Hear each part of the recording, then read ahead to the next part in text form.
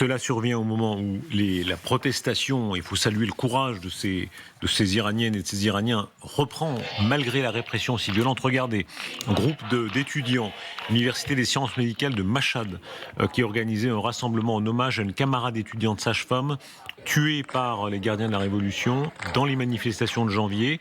Et vous voyez, l'image s'est transformée en mouvement de protestation. C'est le phénomène classique de ce genre de régime. Il y a les funérailles et c'est le moment où évidemment la colère, et on peut la comprendre, et la tristesse monte. Oui, oui, de toute façon, on sait tous que ce régime va finir par tomber. La seule question qui se pose aujourd'hui, c'est quand ? Parce qu'on voit bien que la population n'en peut plus, elle est à bout. Et tout ce qu'elle découvre par le bouche à oreille tous les jours, des horreurs qui ont été exercées contre elle c'est le mois dernier, ne fait que, au lieu... Alors certes, parfois la tétanise, mais aussi fait grossir la colère. Et donc, tôt ou tard, il va y avoir un mouvement qui va balayer ce régime. Mais simplement, on ne sait pas quand. Ça fait 47 ans que ce régime tient, c'est ça qui est terrible. Mais là, il est de plus en plus affaibli, parce qu'il a perdu ses proxys, qui lui permettaient de projeter sa terreur à l'extérieur. Là, il est totalement déconsidéré par sa population. Il est cerné par les Américains. Donc, on voit bien que c'est un régime considérablement affaibli, mais qui possède encore une capacité de nuisance. Oui, considérablement affaibli, mais ce qu'on a vu, c'est que la répression, ça fonctionne. Voilà, c'est tout, c'est terrible à dire, mais c'est la réalité. La répression a écrasé le mouvement. Alors, effectivement, il reste des protestations, mais les gens sont terrorisés. Parce que, à juste titre, ils sont terrorisés, c'est pas du tout... mais ça marche, le régime a réussi à écraser le mouvement contestataire. Et ça peut durer encore beaucoup, malheureusement. Mais Rappelons à quel point Gorbatchev a servi de contre-exemple. C'est-à-dire pour les Chinois, pour le régime de Téhéran, pour un certain nombre de dictateurs, ils se sont dit, nous, on ne sera jamais faibles. Tiananmen, ça a marché. Tiananmen, les Chinois, le régime communiste chinois a massacré ses étudiants. Bon, alors... Évidemment, ils avaient une base sociale beaucoup plus importante. Ouais. Ils ont enrichi le pays. Ils ont, voilà, c'est pas du tout la catastrophe de l'Iran, bien entendu. Je veux pas faire une comparaison stupide. Kadhafi, si les Occidentaux n'étaient pas venus donner le coup d'épaule, le gros coup d'épaule pour le faire tomber, peut-être que Kadhafi serait encore au pouvoir. Et Saddam Hussein aussi. Mais la répression marchait en Irak, pardon. Donc, voilà. Ce qui est assez malheureux, c'est que Trump n'utilise pas cet argument.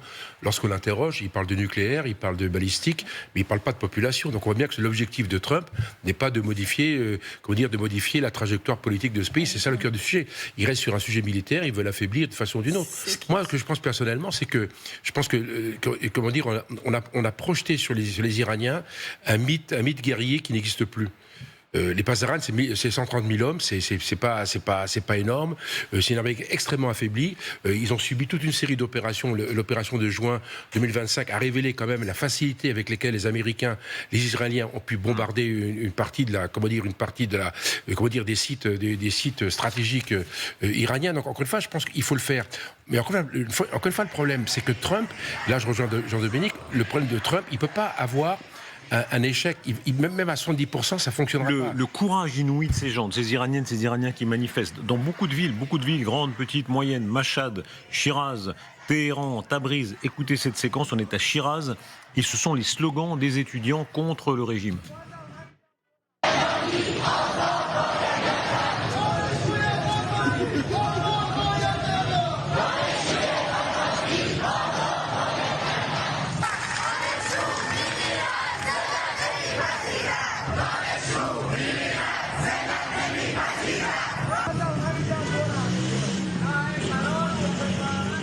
Ça donne quand même de l'espoir, parce que c'est juste 10 jours après le massacre. En fait, c'est pas un seul endroit. Vous avez dit, les étudiants dans plusieurs endroits dans le pays, ils sont nombreux quand même. C'est quelque chose qui n'est pas anodin. Et puis, on a rétabli Internet à Iran. Donc, ils savent que les Américains sont à côté, ils savent que Donald Trump hésite, qu'il est là. Ils savent que les Américains n'ont pas lâché complètement encore l'Iran. Et donc, à mon avis, il y a quand même un tout petit peu de motivation locale qui est en train de renaître. Il y a de l'espoir. Effectivement, le régime iranien réussit plutôt bien à étouffer tout mouvement organisé qui arriverait à sortir la tête. C'est pour ça, en fait, que c'est aussi difficile aussi. C'est parce qu'à chaque fois que vous avez la possibilité d'avoir quelque chose d'organisé, et en fait, c'est ce qu'il faut pour renverser les régimes, là, le régime détruit toutes les têtes et coupe toutes les têtes qui sortent. Et en ça, il a vraiment retenu les leçons du régime syrien et aussi des printemps arabes. Mais il faut retenir quand même que c'est un régime qui est contesté par les étudiants, qui est aussi contesté parce que, en fait, l'inflation est insoutenable, parce que le prix Soyons concrets. du pouvoir d'achat est insoutenable. Donc, c'est un régime qui peut tomber, je suis d'accord avec vous, Indiane, parce qu'il y a des gens qui, sur le plan économique, n'acceptent plus si on revient vraiment à ce qui est en train de se passer, pendant qu'ils manifestent là, alors là on est à Shiraz, mais partout dans ces villes, il y a autour d'eux une armada colossale américaine, tout autour de l'Iran. Il y a sans doute au sol beaucoup de vos collègues dans les services secrets du Mossad. Il y a peut-être quelques gens de la CIA. Quels sont les moyens, peut-être des actions commando possibles, si les Occidentaux, les Américains surtout, voulaient agir, comment ils feraient pour aider ces gens maintenant ? C'est simple, hein. Enfin, c'est simple. Bien sûr que non. Ce qu'il faut, c'est identifier, le public qui est prêt à les recevoir et puis les organiser. Une résistance, ça s'organise. Le problème, il faut un chef aussi. c'est contre quoi, livrer des armes ? Ah oui, il faut livrer des armes, organiser des moyens radio, avoir du renseignement. Mais tout ça, il faut du temps. Je veux dire, ça se fait pas comme ça instantanément. Donc il faut des semaines et des mois. Donc à mon avis, soit ça a été fait depuis le mois de juin 2025, où il y a des opérations souterraines qui ont déjà été menées. C'est pas du tout impensable. Soit on le découvre l'eau chaude maintenant, et à ce moment-là, il se passera rien. On va attendre 6 mois. C'est ce qui s'était passé en Syrie à partir de 2011. Mais il y a un point, il y a un point qui est très important, c'est que l'armée iranienne est quand même une armée qui est obsolète et qui pourrait basculer, très sincèrement. Il n'y a que les Pasdaran qui tiennent le système. Mais quels moyens actifs ? Rappelez-vous, pour faire tomber l'Union soviétique, les Américains payaient beaucoup d'argent dans les radios, pour les radios de la CIA, etc. Aujourd'hui, il ne faut pas le cacher, pas toute l'opposition, mais une partie de l'opposition iranienne reçoit de l'argent de la CIA. Ça fait partie des... Bon, mais plus que ça, des armes, etc. Qu'est-ce qui serait possible ? Mais vous avez cité... Si l'Union soviétique est tombée, c'est parce qu'il y a eu Gorbatchev. C'est Gorbatchev qui a fait tomber l'Union soviétique. De l'intérieur. Lorsqu'il y a eu le soulèvement en Syrie...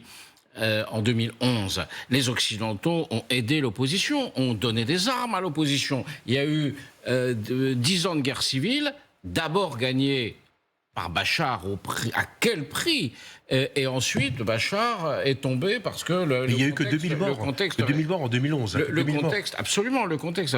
Donc, je veux dire, aider quand vous avez un pouvoir qui ne se fissure pas, qui ne se fracture pas, qui ait décidé de rester uni et de payer et qui accepte de payer le prix, de faire payer le prix de son maintien au pouvoir à la population, y compris en tuant des gens, voire en détruisant le pays, comme l'a fait Bachar el-Assad, le faire tomber, c'est extrêmement difficile. Il y a aussi quelque chose qui a été dit il y a quelques semaines par le président Pezeshkian, qui disait que, de toute façon, malgré ce qui est considéré comme des actions soutenues par les États-Unis, des actions de déstabilisation, il y a une vraie question économique qui se pose. Il faut écouter ce que disent les Iraniens et ce que dit le peuple iranien. Donc, en fait, il y a un front commun dans un régime, en fait, qui est là par volonté de maintenir le statu quo. Ils sont là parce qu'ils ne savent pas ce qui va se passer si jamais ils ne sont plus là ou si demain le pouvoir tombe. Beaucoup d'informations arrivent. Plus de 50 000 arrestations liées aux manifestations. 50 000, vous vous rendez compte. Dans les hôpitaux, les gardiens de la Révolution, qui est une sorte de cette espèce de police politique très fanatique, qui interviennent, qui vont chercher les médecins qui soignent pour retrouver les noms et les prénoms des gens et les poursuivre encore. On est là vraiment. Alors c'est un régime théocratique, islamiste d'une violence extrême, mais qui exerce une répression qui est assez rare. Mais là, on a bien vu qu'ils étaient prêts à tout, Ils ne reculent devant rien. Et donc, je suis malheureusement pas très surprise parce que ça fait plusieurs semaines, plusieurs jours qu'on raconte ces médecins qui sont traqués jusque chez eux, bien sûr. Ça fait partie de la terreur que le régime veut installer dans sa population. Mais ce qui est important, c'est que le problème, si Donald Trump doit frapper l'Iran, Pourquoi faire? Dans quel but? Quel serait le but de cette frappe? Est-ce que c'est pour faire tomber ce régime? Mais s'il fait tomber ce régime, qui pour prendre la relève? On voit bien que l'opposition iranienne est très divisée. On y reviendra. Il n'y a personne qui se... Regardez, l'image, c'est sans doute l'image la plus dure et la plus révélatrice, et elle donne des indications sur ce que sera peut-être l'intervention américaine pour frapper des auteurs de ces crimes. C'est le régime iranien. Nous avons volontairement arrêté l'image avant qu'elle devienne insoutenable, mais elle permet de comprendre ce qui se passe. C'est-à-dire que les voitures de police de la répression de la République islamique écrasent les manifestants. Ils tirent dans la foule à balles réelles, ils visent souvent la tête, ils vont chercher les gens dans les hôpitaux pour les assassiner et ils roulent littéralement sur des gens. Mais vous savez, c'est parce que les gens ne sont pas encore organisés. Parce qu'une voiture comme ça, qui font sur la foule, s'il y avait un cocktail Molotov, eh ben cette voiture est brûlée et après ils auraient massacré les gens qui sont dedans. Alors, pour le moment, ils ne sont pas encore prêts. Ils sont pas encore prêts à passer ce cap.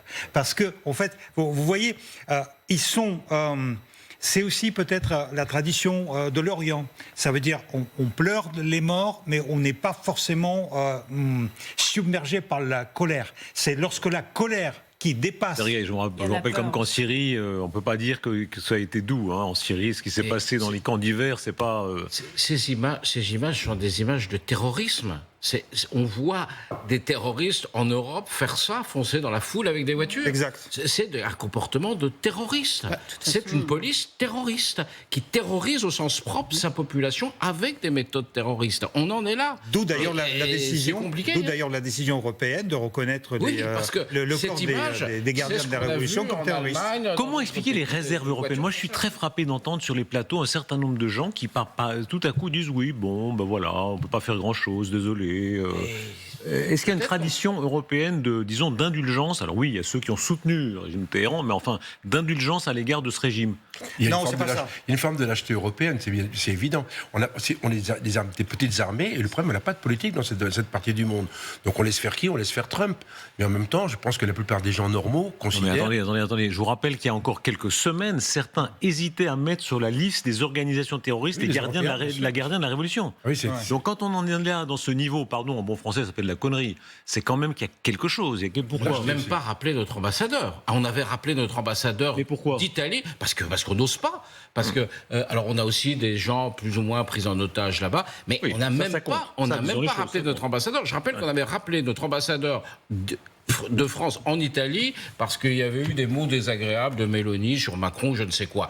Mais là, oui, vous avez raison. Disons les choses beaucoup plus franchement. Est-ce qu'il y a au Quai d'Orsay ou dans certains milieux en France des gens qui restent dans l'idée qu'il y a une sorte de politique arabo-musulmane de la France, pas arabe, c'est pas un pays arabe, mais musulmane, qui fait que dans cette région du monde, il faut essayer de ménager la chèvre et le chou, et puis jouer le coup d'après. Les diplomates sont faits pour de la diplomatie, donc vous n'allez pas retrouver les révolutionnaires au Quai d'Orsay. C'est antinomique. Mais il y a autre chose aussi. On a mentionné, en fait, pourquoi on n'hésite pas? Parce qu'on a eu la Libye et l'Irak. Parce qu'on a eu les dictateurs qui étaient enlevés, et ça a créé, disons-le, le bordel total. Et en fait, maintenant, on dit, vous avez posé la question exactement dans ces termes-là, renverser le régime, mais pour être remplacé par qui? Et en fait, c'est ça. On n'a pas la réponse à cette question. Et donc, quand on n'a pas la réponse, qui va remplacer ce régime? On hésite. Il y a une peur aussi de l'interventionnisme. Il faut dire qu'il y a des régions dans lesquelles nous sommes intervenus en tant qu'Occidentaux européens et où ça s'est retourné contre nous et on n'a pas su tenir et on n'a pas su aller jusqu'au bout de notre mission. Donc, je pense aussi qu'il y a une peur, clairement, de l'intervention. Et un peu d'anti-américanisme, disons les choses. Un petit fond d'anti-américanisme chez certains qui font que, parce que c'est les Américains, on est un petit peu gêné. Non, mais déjà, en 2003, on a eu le courage de tenir face aux Américains. C'est pas qu'on détestait les Américains, et c'est la même chose aujourd'hui. C'est juste qu'on pense qu'il y a des dangers. Non, puis il y a une forme d'impuissance de l'Europe. L'Europe ne compte pas là en ce moment dans ce qui est en train de se passer. L'Europe ne compte pas. Et vous parlez d'anti-américanisme, mais pardon, j'insiste. Pour en être au point de ne pas mettre tout de suite sur la liste des organisations terroristes, les gardiens de la Révolution. Oui, bien sûr, ça aurait dû être fait depuis. Il faut vraiment avoir un problème ça aurait dû être fait depuis bien longtemps. Mais pourquoi certains pays ont tellement hésité à le faire en Europe? Pendant très longtemps que le Hamas n'était pas une organisation terroriste. Il fallait discuter un peu avec la branche politique du Hezbollah. Oui, la France a maintenu avec la branche politique du Hezbollah. Bref, parce qu'effectivement, on maintient en partie une illusion qu'on va pouvoir faire. Il y a la peur aussi. aussi. Il y a la peur parce qu'on se souvient aussi des attentats en Europe. Exactement. Parce qu'on Iraniens a peur que ça arrive chez nous. Parce qu'il y a plein de gens qui risquent si jamais il y avait la répression là-bas, des tarés ici qui pourraient faire des attentats.